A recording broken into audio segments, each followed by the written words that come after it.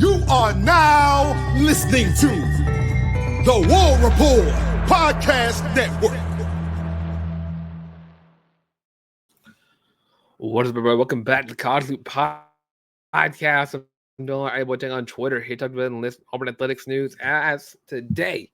Shorter episode because I'm recording this very late in the morning and I have to go to work soon. So I need to get an episode up because sadly I was not able to record because I got home at like midnight Monday evening. Same thing happened last night. I went to dinner with some old buddies that we were meeting up and I did not get home until around the same time. But here we are at 6:20 in the morning to record.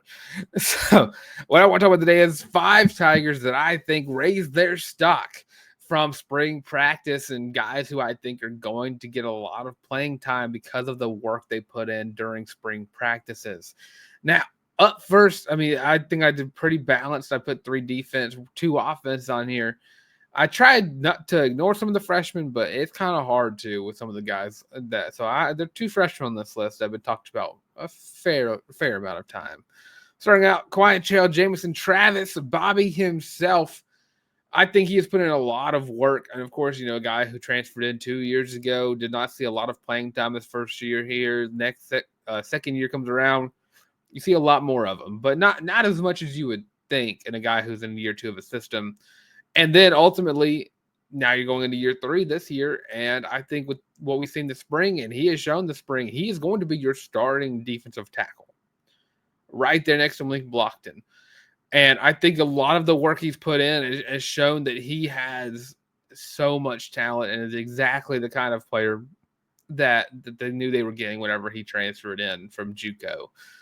I think he has put in an immense amount of work to get to where he is right now. The development of what we've seen from Quantrell is immaculate. So super stoked to see how he does in this season, especially because I think the D-line could end up being one of the best parts of this team.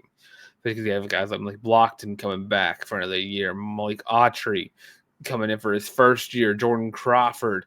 You got so many guys that you brought in from the portal, from the high school ranks, from the guys you were able to return back to the team.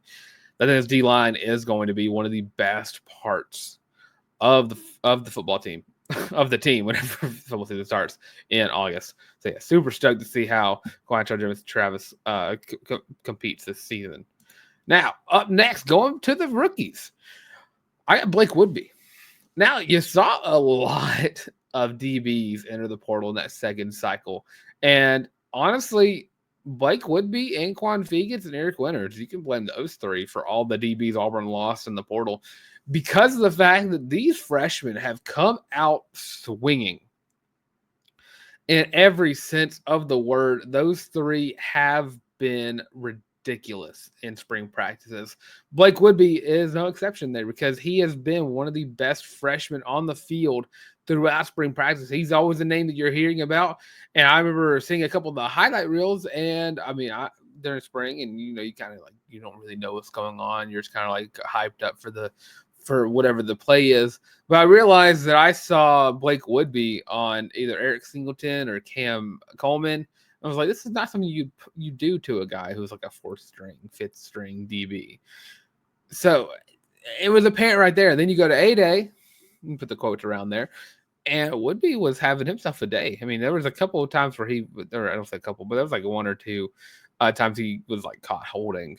But other than that, he's a ferocious man-to-man guy who played extremely well and has done extremely well in spring practice and earned a spot in that rotation. Going to be one of those first guys in as soon as the season begins. Like, it's going to be Jay Crawford and Kyan Lee. After him is Rayon Strader and then Blake Woodby.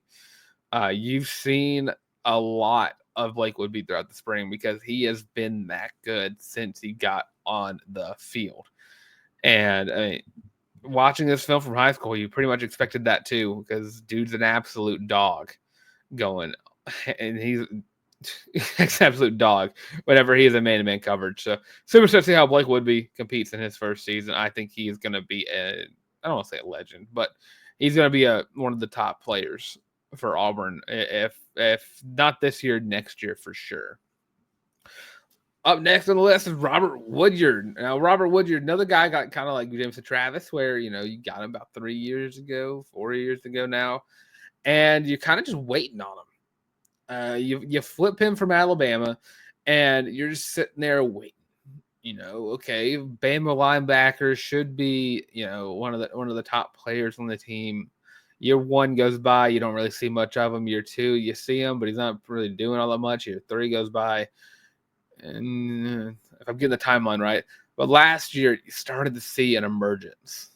You started to see something out of Robert Woodyard, and now you go into the spring. You no longer have a guy who's there for the depth or a guy who's going to be the next in line. You have the guy who is up front on this linebacker group, and this spring and this season he has a lot to prove because this is his first year starting. This is his season. This is his linebacker unit. There's no Eugene Asante. There's no Austin Keys or Dorian Mausi. There's just Robert Woodyard and DeMarcus Riddick. And DeMarcus is going to be really good too. We've seen that last year. But Robert Woodyard has a lot to prove in terms of is he as good as he has been in spring practices? And, his speed's improved, his strength's improved, his tackling's improved. He has developed extraordinarily well throughout the years he's been on the football team. And now with this being the year for him to start, it should be a fun year for the linebackers. I think Robert Woodyard and DeMarcus Riddick are going to form a very good, great tandem together. But I can't wait to see Robert Woodyard and how the development kind of like – you rarely see a player get this much better every single year, and just like kind of like start to show themselves ever so often, and then all of a sudden, boom, it's starter, and boom, that's just how good his development's been. You can attribute that to the defensive coaches that have just put so much effort into him, and it has worked out extremely well. So can't wait to see Robert Woodyard on the field in during the season. There we go. That was a brain fart. That's what that was. So with that's going to bring us to halfway through our list. Of course, we're going to quick little break. Outside this break, we'll talk about the last two. Maybe a short little episode today. So yeah, stay tuned. I'll be right back. Are you tired of having to rummage through just clothes after clothes after clothes, looking for something to wear? Are you tired of your friends making fun of you for your terrible fashion sense? Well, do we have the shirt for you? Go to thewarreport.com, get your laptop out and do it right now. Go to the shop and get your very own Feelin' Loopy t-shirt as well as your college loop hat, and you can get both of them for only $25 each. Plus shipping and handling, of course. But with that, now back to your regular scheduled program. And of course, we're on thewarreport.com. Of course, that's only one way to support the channel. The best way to support the channel is, of course, by by subscribing to the channel, liking the videos, and commenting. Let me know who are your picks for the guys that proved themselves the most during spring practices. Let me know in the comment section below. And of course, don't forget, as always, subscribe to the channel. All right, last two on the list, starting off with Perry Thompson. Now, Perry, of course, last year did not show off like everyone was expecting the Freeze 4 to do. Bryce Kane redshirted and, definitely needed that red shirt. Malcolm Simmons emerged. Cam Coleman emerged. Perry Thompson had moments, but not games. He had plays, but not drives. You didn't really get to see a lot of Perry Thompson last year, and this year's going to be a lot different because, dude, from the spring to the 8A game, Perry Thompson let it be known that Perry Thompson will be a starting wide receiver for Auburn football. That's just how good he was. The speed, the ability to catch anything, those aggressive catches that you see. Dude, everything about Perry Thompson screams he's going to be a legend, and he proved it this spring. So there's not a lot. I've talked about Perry Thompson extensively since the beginning of that season. I mentioned that several occasions that hey, you got to get Perry Thompson out there, and now this year you got no other choice because guess what? He might end up being one of your best wide receivers on the team. And I'm talking like he could be 1, he could be 2, or he could be 3. And I'm talking about that's going to be where he's going to be by season end. I think Perry Thompson has definitely proved that he has fully developed into the player Auburn wants him to be, which probably is still room for development. But ultimately, I think he's going to be the starter or one of these starters going into this season. Now, lastly, last one on the list as a freshman as well on the offensive side of the football, Sam Turner. Now, of course, everyone knows Sam Turner. He is the basically the spring MVP. He stepped in. And of course, Sam Turner was not the highest rated wide receiver recruit Auburn got. It was Derek Smith. But now you're going into this year, and Sam Turner enrolled early, got to spring, balled out, had himself an entire spring, had himself an 8A. And now you're looking at it as probably the only freshman you see intertwined in this wide receiver unit going into the season, which can't be mad at. The dude's an absolute dog. Can catch everything faster than lightning. Dude is an absolute beast. Cannot wait to see him as well. This wide receiver group is going to be fun to watch. If Jackson Arnold can get the ball to him, this wide receiver room is going to be fun to watch. And they're going to emerge as one of the top wide receiver units, not in the SEC, in the country.